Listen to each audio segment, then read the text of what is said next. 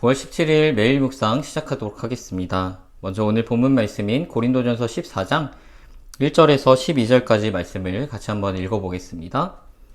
사랑을 추구하며 신령한 것들을 사모하되 특별히 예언을 하려고 하라. 방언을 말하는 자는 사람에게 하지 아니하고 하나님께 하나니 이는 알아듣는 자가 없고 영으로 비밀을 말함이라. 그러나 예언하는 자는 사람에게 말하여 덕을 세우며 권면하며 위로하는 것이요 방언을 말하는 자는 자기의 덕을 세우고 예언하는 자는 교회의 덕을 세우나니 나는 너희가 다 방언 말하기를 원하나 특별히 예언하기를 원하노라. 만일 방언을 말하는 자가 통역하여 교회의 덕을 세우지 아니하면 예언하는 자만 못하니라.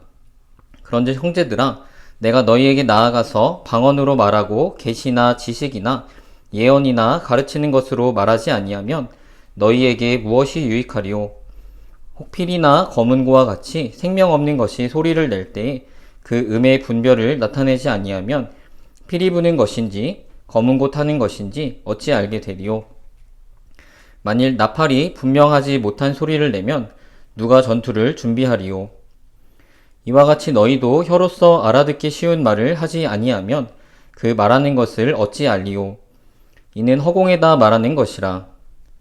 이같이 세상에 소리의 종류가 많으나 뜻없는 소리는 없나니 그러므로 내가 그 소리의 뜻을 알지 못하면 내가 말하는 자에게 외국인이 되고 말하는 자도 내게 외국인이 되리니 그러므로 너희도 영적인 것을 사모하는 자인즉 교회의 덕을 세우기 위하여 그것이 풍성하기를 구하라. 아멘. 오늘 본문의 말씀으로 내용 관찰 같이 해보도록 하겠습니다. 먼저 단락을 한번 나누어 보도록 할 텐데요. 저는 오늘 본문의 말씀으로 두 개의 단락으로 한번 나누어 보았습니다. 먼저 첫 번째 단락은 1절에서 5절까지의 말씀으로 한번 나누어 보았고 두 번째 단락으로는 6절에서 12절의 말씀으로 한번 나누어 보았습니다. 첫 번째 단락의 제목으로는 교회의 덕이 되는 은사를 추구하라 라고 정해봤고요. 내용을 같이 한번 읽어보도록 하겠습니다. 바울은 사랑을 추구하며 신령한 것들을 사모하라 말씀합니다. 그리고 그 중에서 특별히 예언을 사모하라 말씀하는데 그 이유는 예언은 사람에게 말하며 덕을 세우며 권면하며 위로하는 것이기 때문입니다. 반면 방언은 하나님께 말하며 알아듣는 자가 없고 자기 덕을 세우는 것이기 때문입니다.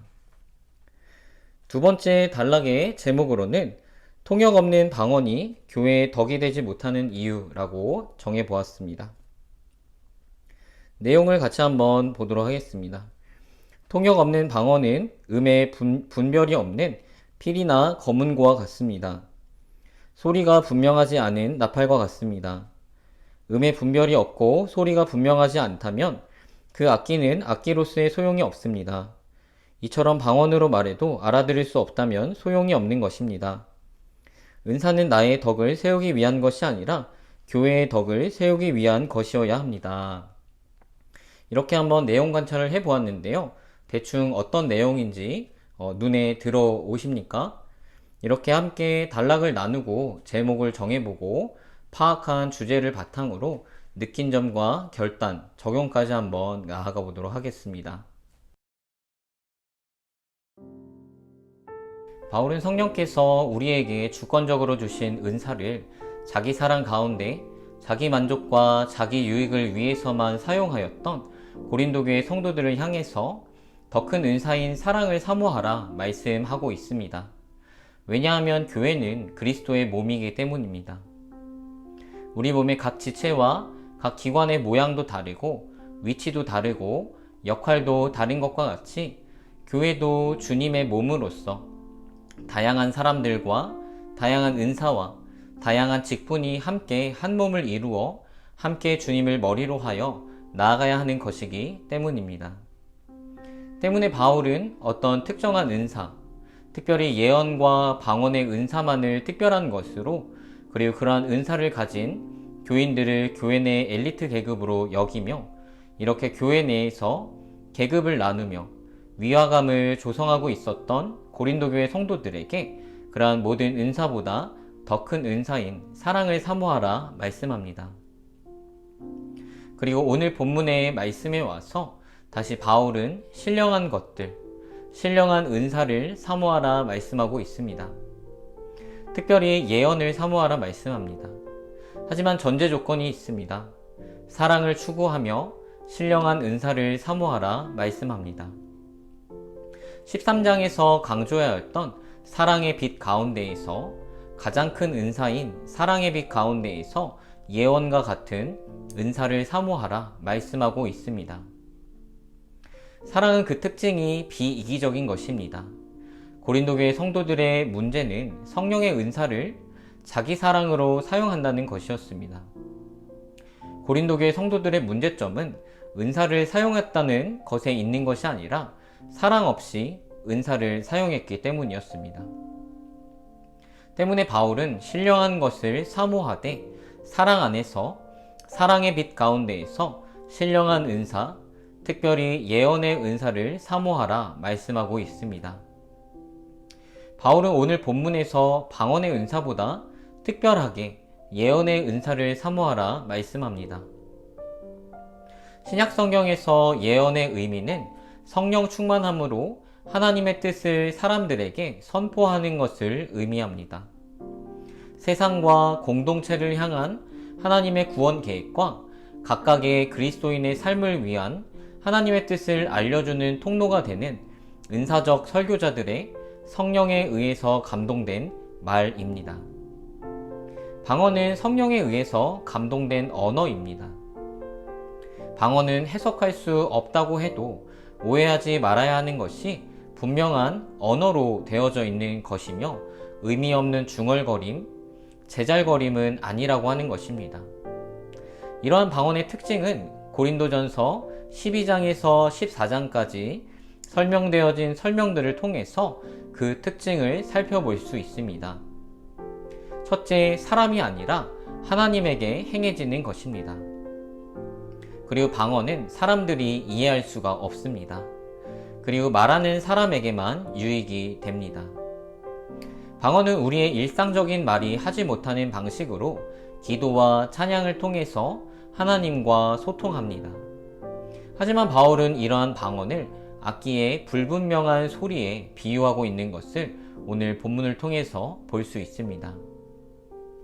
바울은 사랑 안에서 신령한 은사를 추구하되 특별히 예언을 추구하라 말씀합니다. 그 이유는 첫째, 방언은 말하는 사람 자신의 덕을 세우고 예언은 교회의 덕을 세우기 때문입니다. 방언은 나와 다른 사람과의 관계가 아니라 나와 하나님과의 관계에 있어서 깊이를 더합니다.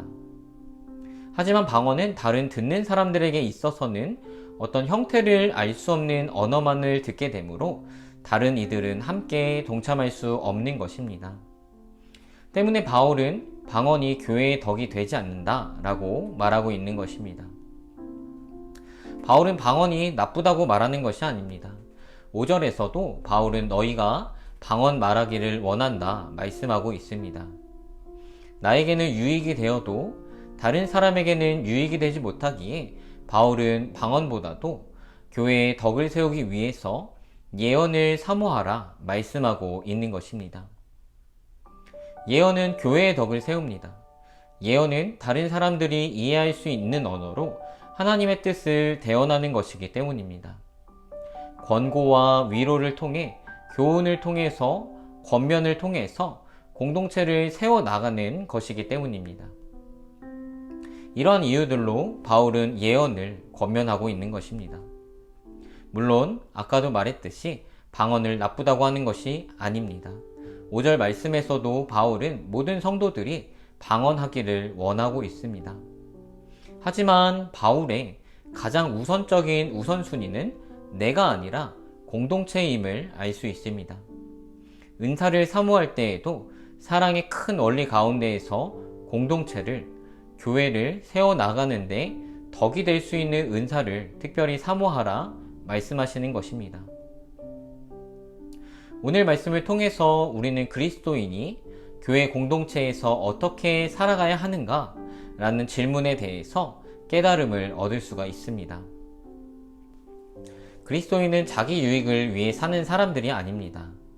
예수님께서 그렇게 하셨듯이 자기 희생으로 다른 사람을 더욱 사랑하며 사랑의 큰 원리 가운데에서 모든 하나님께서 나에게 주신 은사를 교회를 위해 공동체의 덕을 세우기 위해 사용해야 합니다. 오늘 본문의 말씀을 깊이 묵상하시면서 하나님께서 나를 세강교회 청년부 공동체 가운데 부르시고 나에게 이런 은사들을 주신 목적이 무엇일지, 그리고 어떻게 공동체의 덕이 될 수 있을지에 대해서 생각해보고 이를 오늘 실천 가능한 적용들로 세워서 결단함으로 실천하며 나아갔으면 좋겠습니다. 그리고 그러한 자기 희생의 사랑 속에서 하나님께서 기뻐하시고 공동체가 함께 기뻐하며 이를 통해 나도 함께 기쁨 가운데 거할 수 있는 풍성한 은혜 누리는 하루 되기를 축복합니다.